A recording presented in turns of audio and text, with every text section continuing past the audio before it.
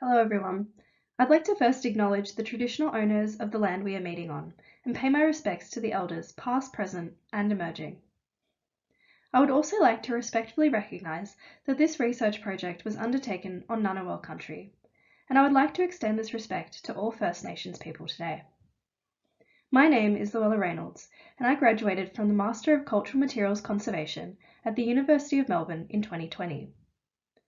I currently work as a conservation assistant at the Australian War Memorial in Canberra. The title of this presentation is called Make, Do and Paint, an examination into the material choices of Australian women war artists. For the completion of my master's last year, I undertook thesis research from a paintings conservation perspective into the subject of Australian women war artists. I was interested in collecting information concerning how personal circumstance, choice, and supply affected the materiality of the work these artists produced during a period of unique historical interest. To facilitate this research, I conducted a selective materials survey into the art collection at the Australian War Memorial in Canberra. This was achieved with the assistance of Eleanor, the senior paintings conservator at the memorial. The survey collected information concerning subject matter, scale, and location, allowing me to expand upon my research, which had up until that point been largely digital-based for a significant portion of the year due to COVID restrictions.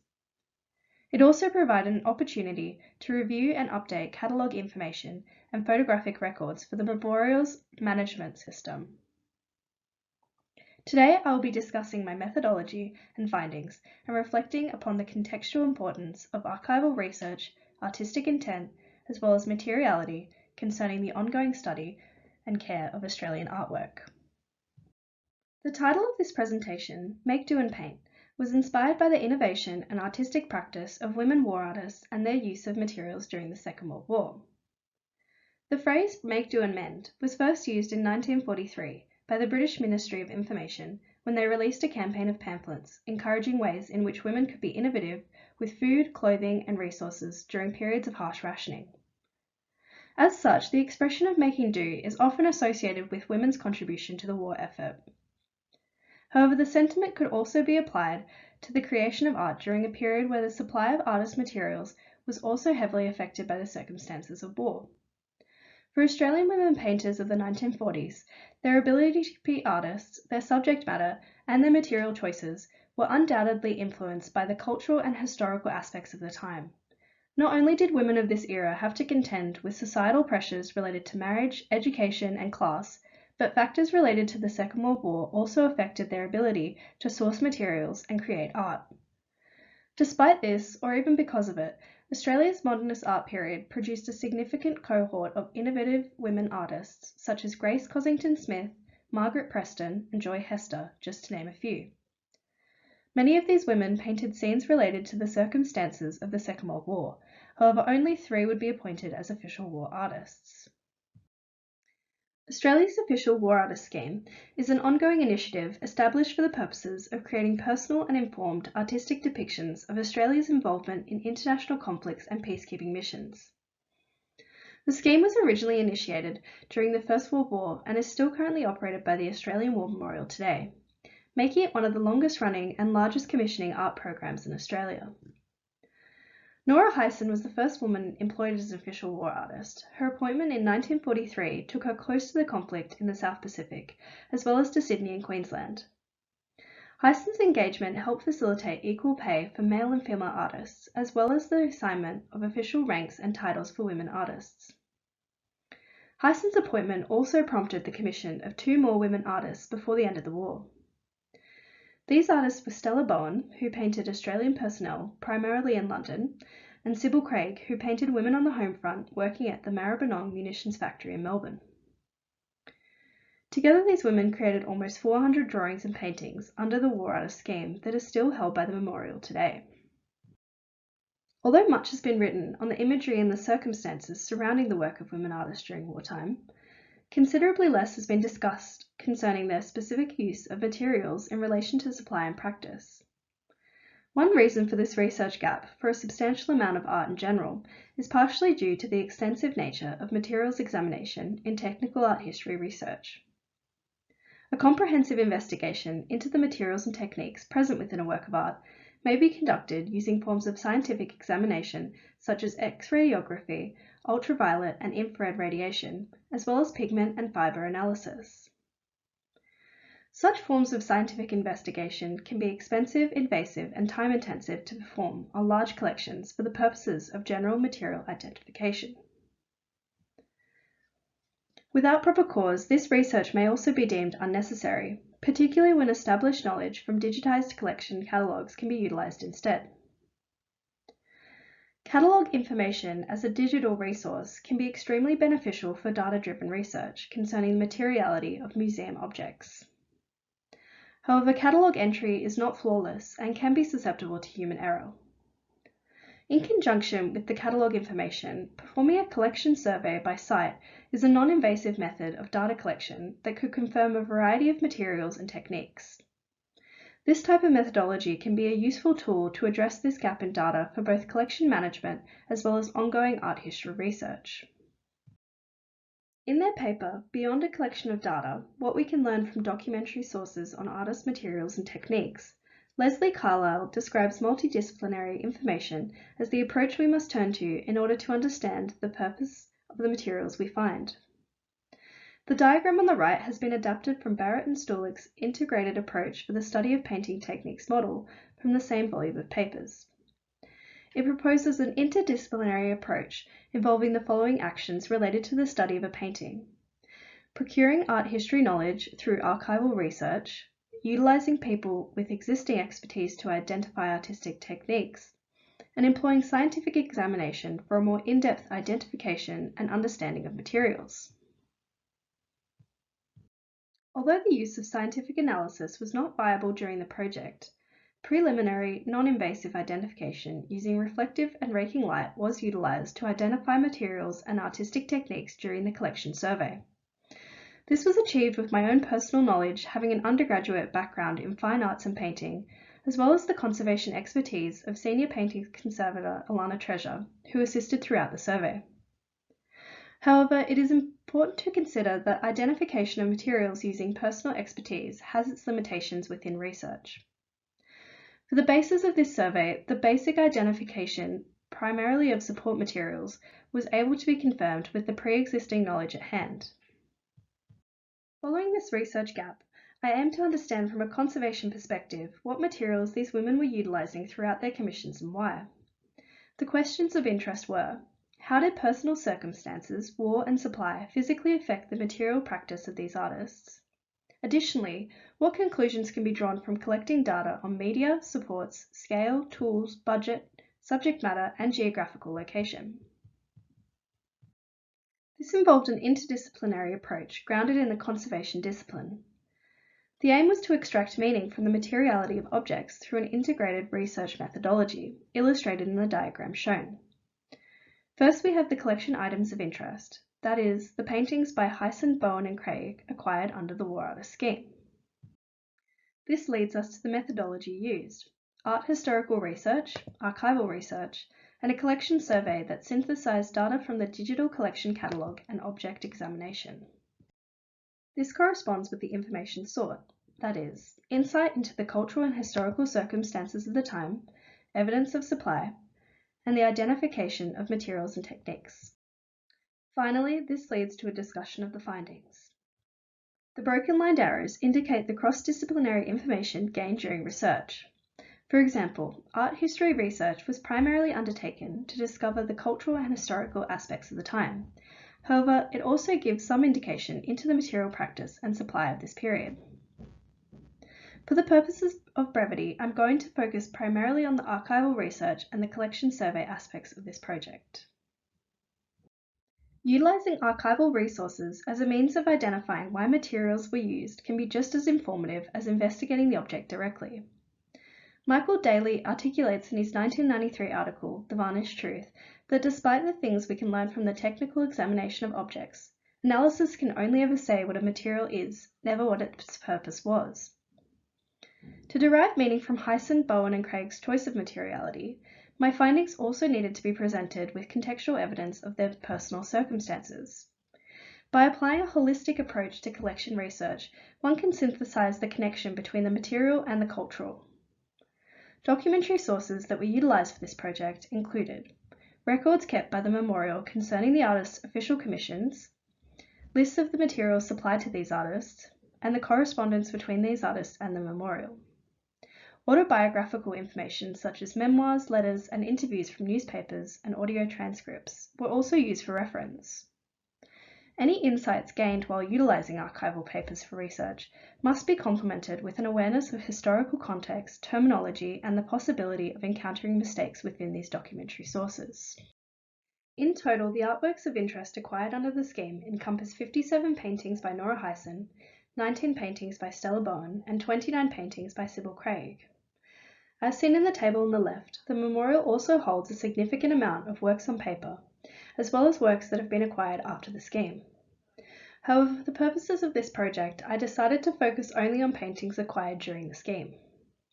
The strategy involved collecting data from the digital catalogue and cross-referencing what support materials had been utilised by studying existing treatment photography of the recto and verso images. Works that lacked sufficient photography or information were viewed in person, and photography was taken to be uploaded to the memorial's collection management system.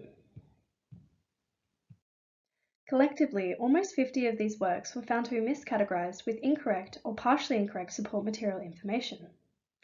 For example, a work with a support material that is actually oil on canvas on plywood may have been partially miscategorized as oil on plywood, or completely miscategorized as oil on wooden panel.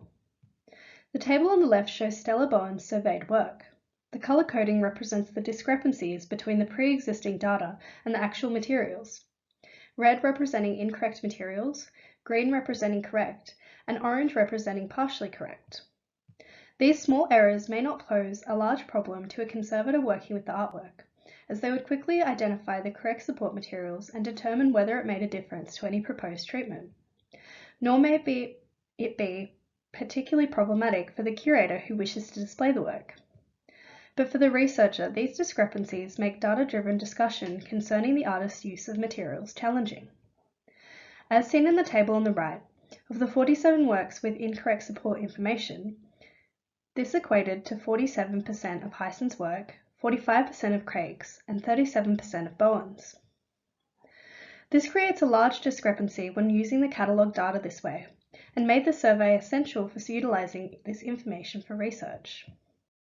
From a data-driven perspective, understanding what the actual materials these artists were using is paramount to the understanding of their sense of choice, supply, and circumstance over time. During the survey, evidence of choice through material selection became clearer once the correct materials were allocated. Although there were many findings, I'm going to discuss a few key examples with conservation and art history application. One example is that many of Nora Heisen's work was regularly miscategorized as oil on canvas when it was actually oil on canvas on plywood.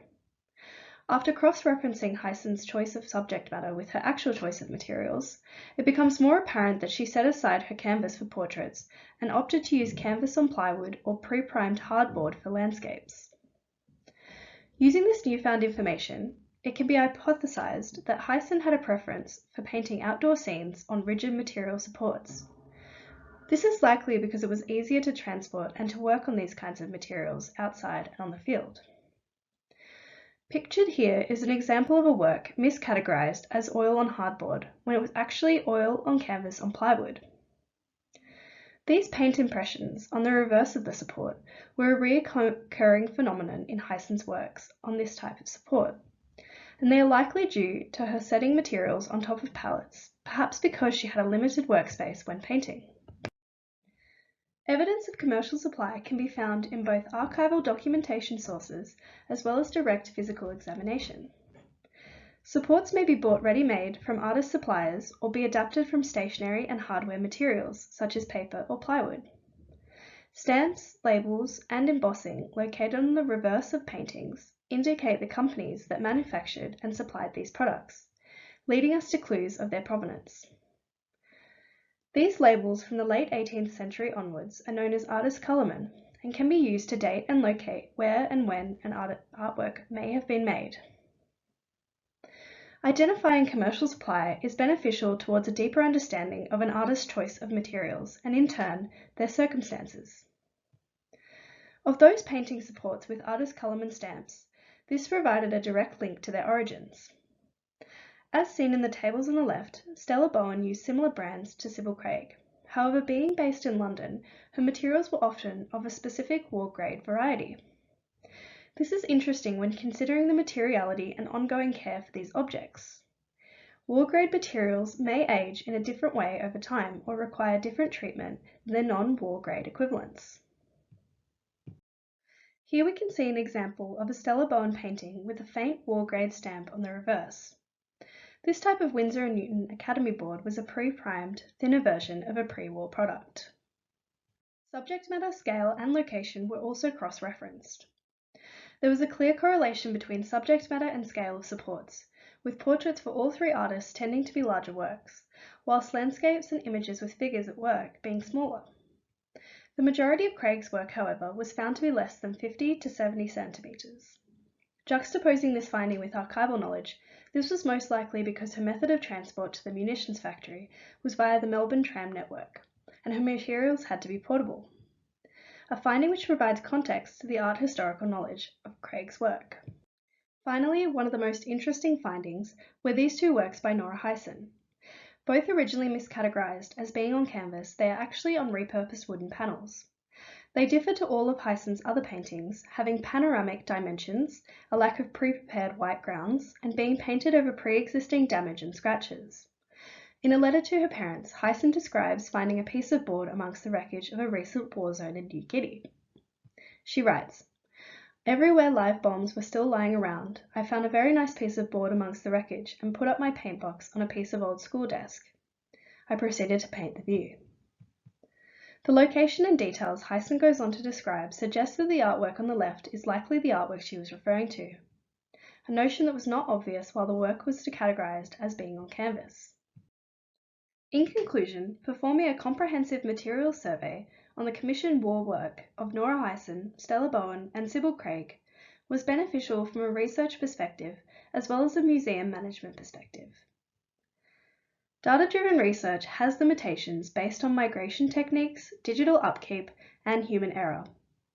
However, these problems can be improved upon and mitigated with the confirmation of supports and materials through a collection survey. Evidence of correct materials, as well as the supply and intent behind them, can be found through utilizing available catalogue material, documentary sources, as well as an object-based examination. This form of methodology is both non-invasive and useful in combination with a holistic approach to art history research and the ongoing care of museum objects. Although the survey was limited, these existing data sets can continue to be built upon and complement each other, furthering our knowledge of war art and filling the gap in material knowledge concerning women artists from this era. In other words, seeking to non-invasively identify the materials employed by Heisen, Bowen, and Craig can not only further our understanding behind the context, conception, and intent of their work, but also provide contextual information to existing historical knowledge. Overall, the study provided invaluable insight into the material supply of Australian women war artists of this era, and how they made do and painted. Thank you for listening to this presentation.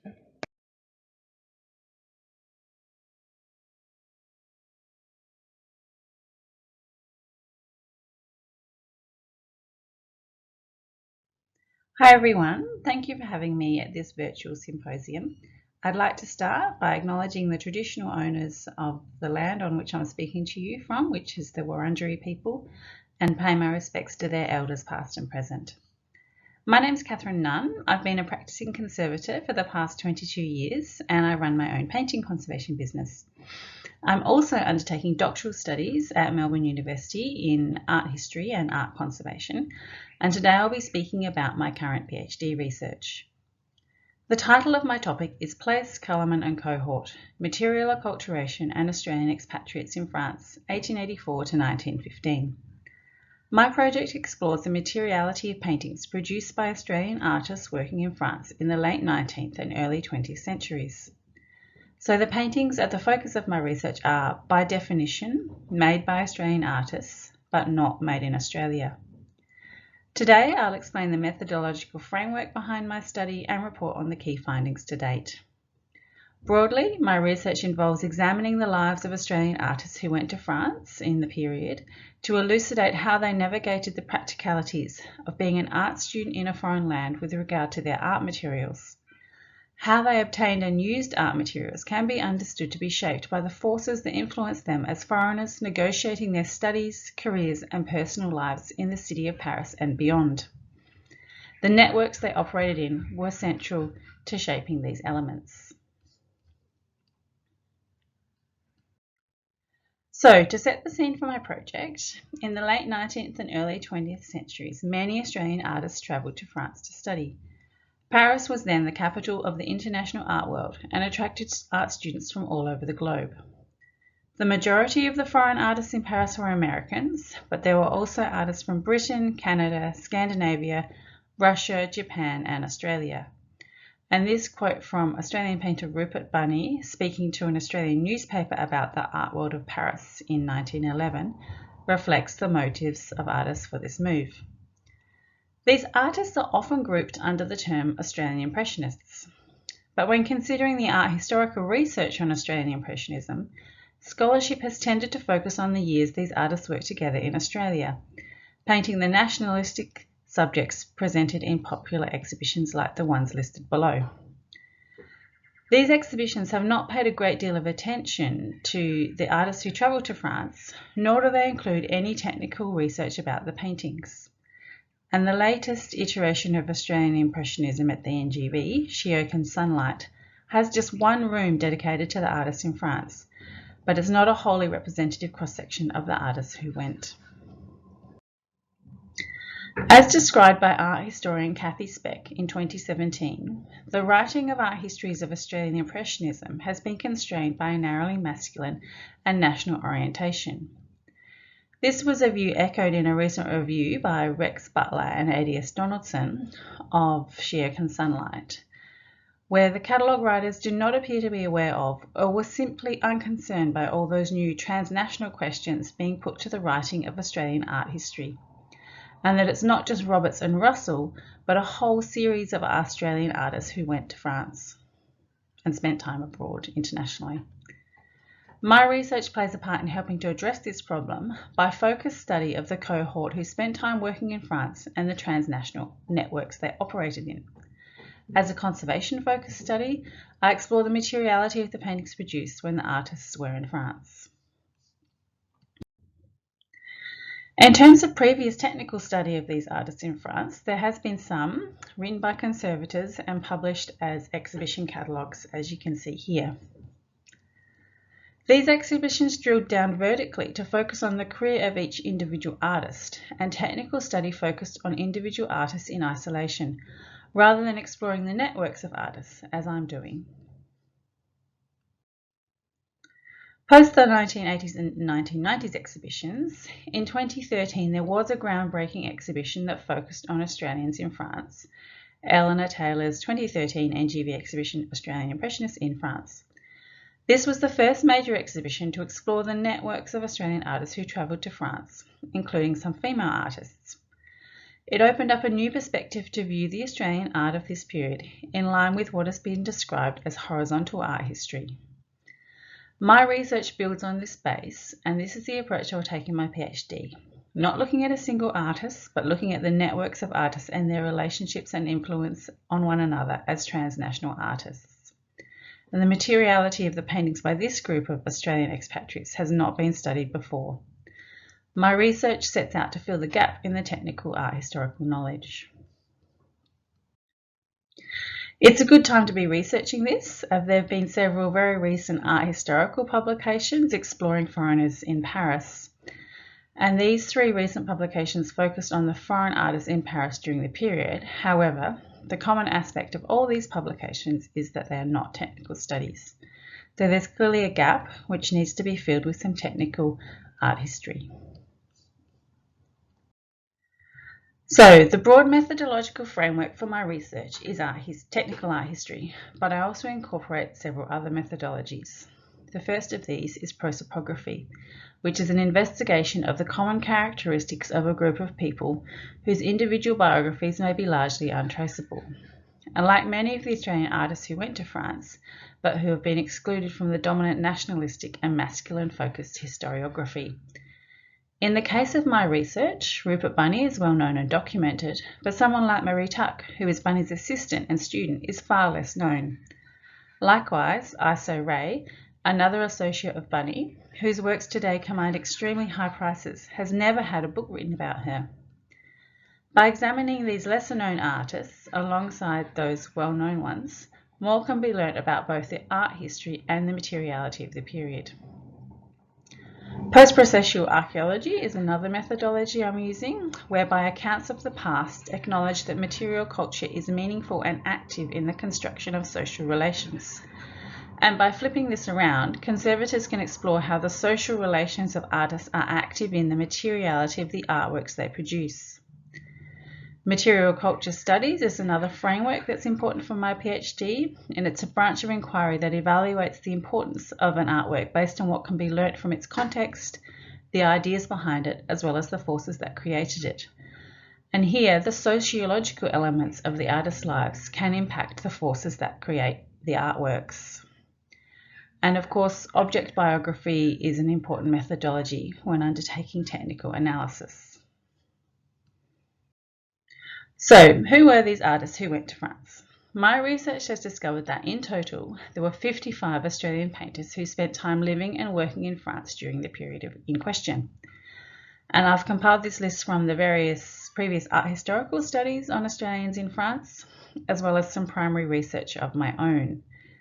Some artists came for just a few months or years, like Hugh Ramsay, while others stayed behind and became expatriates settling in Paris, like Bessie Davidson, or settling in the small coastal town of Étampes, like Isabel and Iso Ray. Some artists came and went to Paris and Australia multiple times, dividing their lives between the two places, such as Kathleen O'Connor and Rupert Bunny. Many of these artists also spent time working and or living in the small coastal town of Étampes. Étampes was a popular artist colony for many Americans, British and Australian artists, and it's situated on the northern coast of France, north of Paris. There are about 30 Australian artists who visited or lived there, and artists came here from Paris during the hot summer months to paint the local landscapes and the local population. Like in Paris, some artists stayed for just a few weeks to study and paint, while others relocated to Étampes permanently. And some other artists stayed for shorter periods, such as Rupert Bunny, Marie Tuck, Hilda Rix-Nicholas, Eve Fox, and Tudor St George Tucker. And here we can see a contemporary postcard of the town and some of the Australian artists' paintings from the town. The French researcher Jean-Claude Lesage has written this fantastic book on the Australian art colony in Étampes, Peinture Australienne à Étampes. It's a fantastic resource for researching the Australians in Étampes, but once again, this book does not contain any technical study of the artists. Some artists in the cohort also travelled further afield to northern Africa, like Hilda Rix-Nicholas, who went to Morocco with the American painter Henry Ossawa-Tanner. She stayed in the same hotel as Matisse, and they were painting there at the same time. Henry Ossawa-Tanner lived in Étampes for a time, and he had previously lived in Paris at the same address as Hugh Ramsay, Ambrose Patterson, and J.S. MacDonald at 51 Boulevard Saint-Jacques.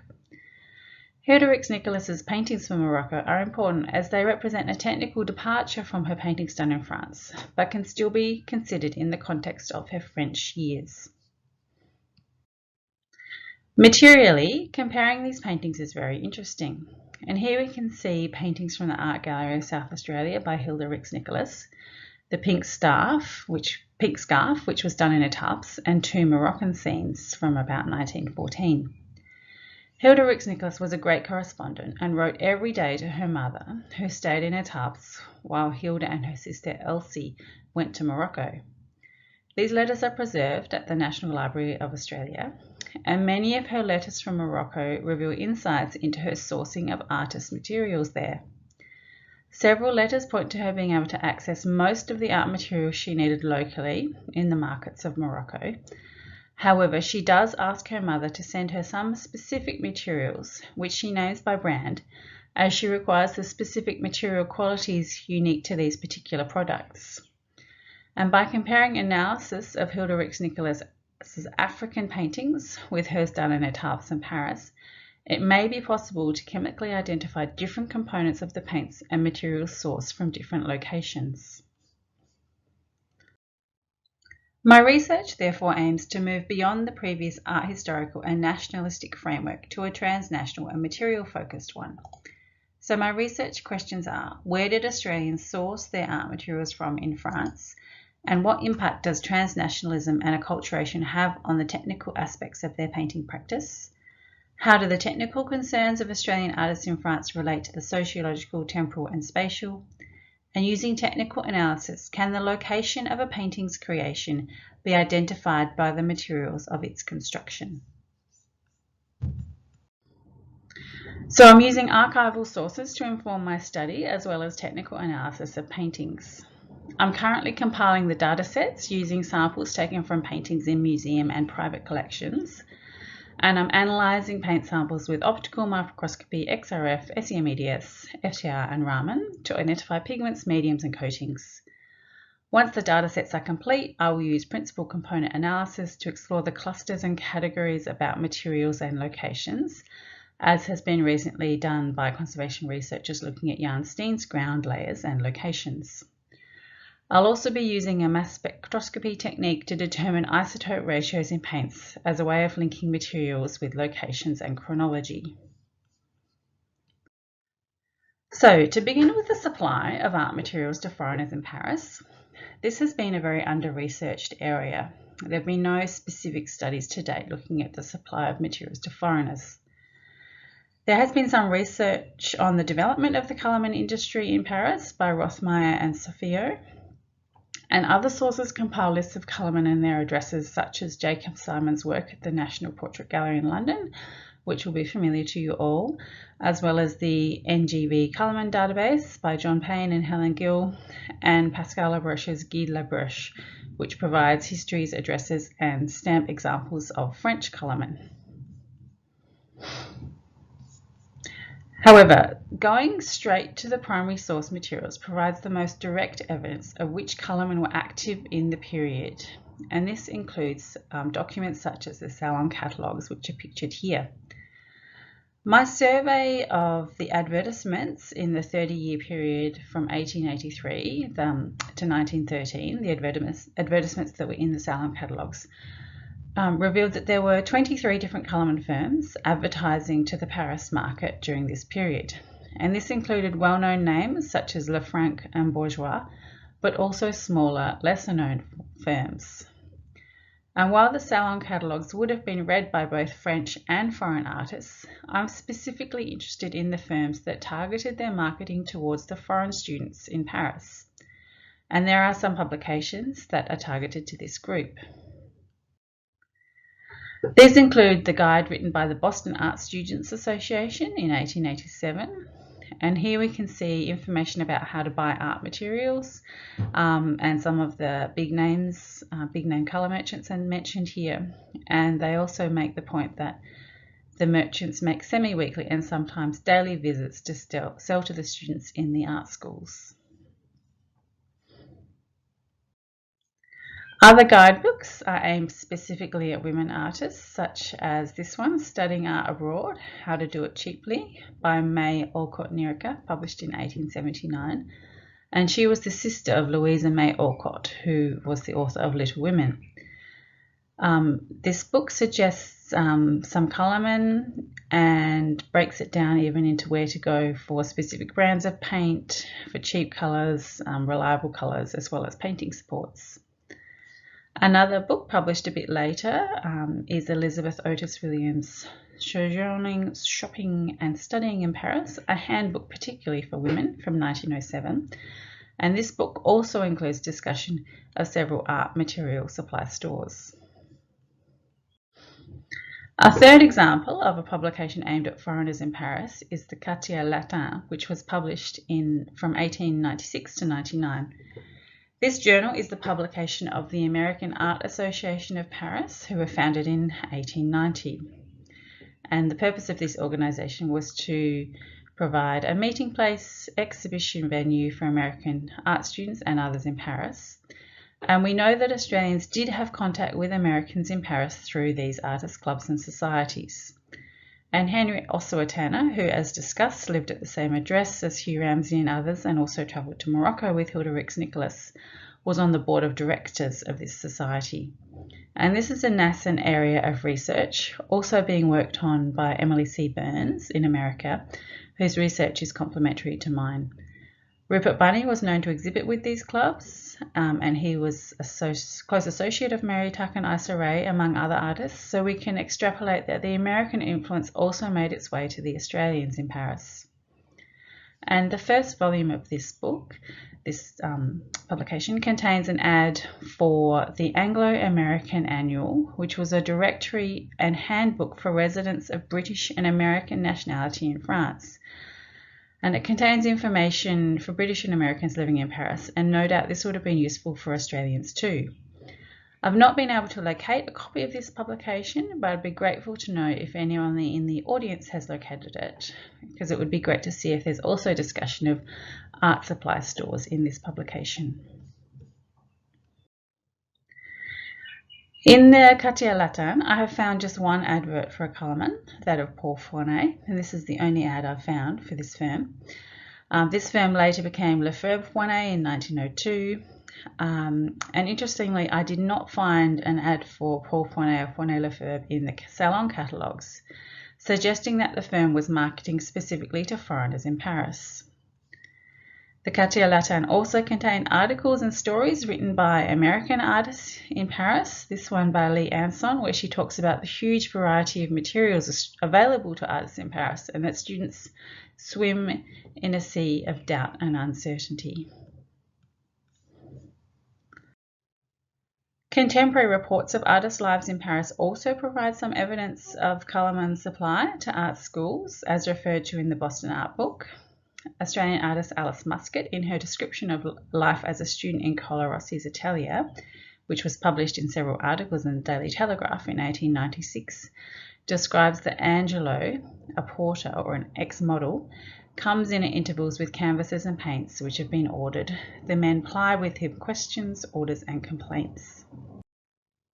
Colourman visits to art schools are also recalled by Julius Price in his 1913 My Bohemian Life in Paris, where he describes the student antics and daily routine in Jérôme's studio at the École des Beaux-Arts. He refers to the colour merchant Chabod of the colour shop in Rue Jacob coming round of a morning with a case of brushes and colours. He also says that there was no need to go out for anything because these colourmen would visit the school.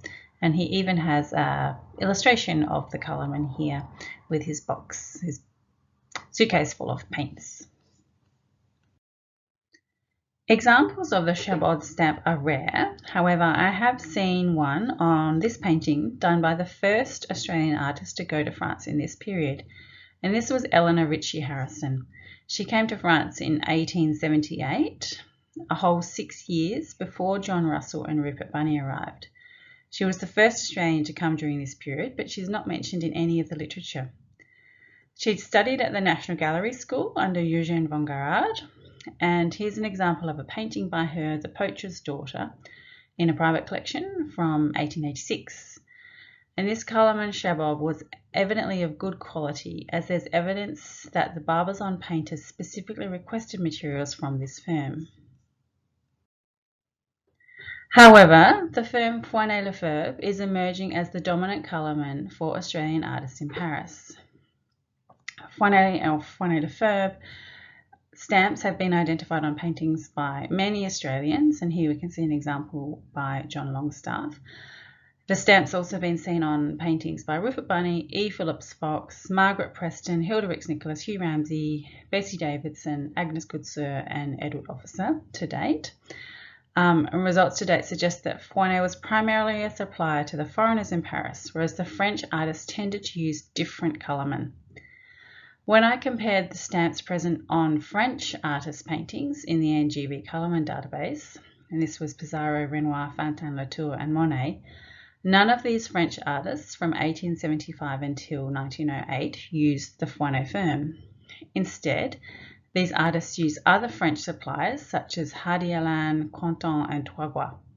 And interestingly, these are suppliers who all feature prominently in the advertisements in the Salon catalogues, whereas no ad for the Foinet firm from this period has been identified in the Salon catalogues.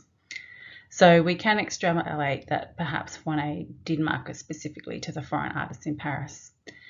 Jacob Simon has also observed that the firm was used extensively by American artists, many of whom had trained in Paris, and more than any other colourman of the period, Foinet was used by British artists as a contact when exhibiting at the Paris Salon. And here we just have another example of a Lefebvre Foinet stamp on a Rupert Bunny painting. And here we can see some of the brushes in the Hugh Ramsay archive at the National Gallery of Australia, and they are all stamped with this Foinet Lefebvre stamp. There's another colourman who's emerging as potentially important for the foreigners in Paris. This is the Paris American Art Company. Elizabeth Otis Williams mentioned this shop in her 1907 book, saying it's a good place to go to buy art materials. But I'm yet to identify any Australian artists with this stamp on their paintings. So I'd be very interested and grateful if any of you in the audience have seen Australian paintings with this stamp on them. And here's just an example of the things they produce, little painting boxes and an ad in the Salon catalogue for the firm. Another colourman who's emerging as important for Australians in étapes is the photographer Caron Cousin. They were primarily a photography firm, but you can see they also supplied rolled canvases and stretchers and sketching stools to the artists who were working in étapes. Iso Ray corresponded with this firm, and Lesage refers to her as the firm as her colourman. I have not been able to track down this letter, but I'm hoping to be able to go to France next year and look into this a bit further. There's evidence that when the artists were working beyond the urban centres of Paris, outside their studios, they changed the materials they used, and these are some examples of Hilda Rix-Nicholas's Moroccan paintings. And she's clearly done these on a loose canvas that was pinned down onto a solid support. You can see here the evidence of the thumbtack here, where the thumbtack has masked the canvas and ground layer from paint. These have all later been applied to board, maraflaged, but the little pinholes are present in all of her paintings that she did in Morocco that I've seen to date. These pinholes are not to be confused with canvas spaces, which it seems Hans Heisen probably used in this little painting that he did on the River Main, which is about 250 kilometres south west of Paris.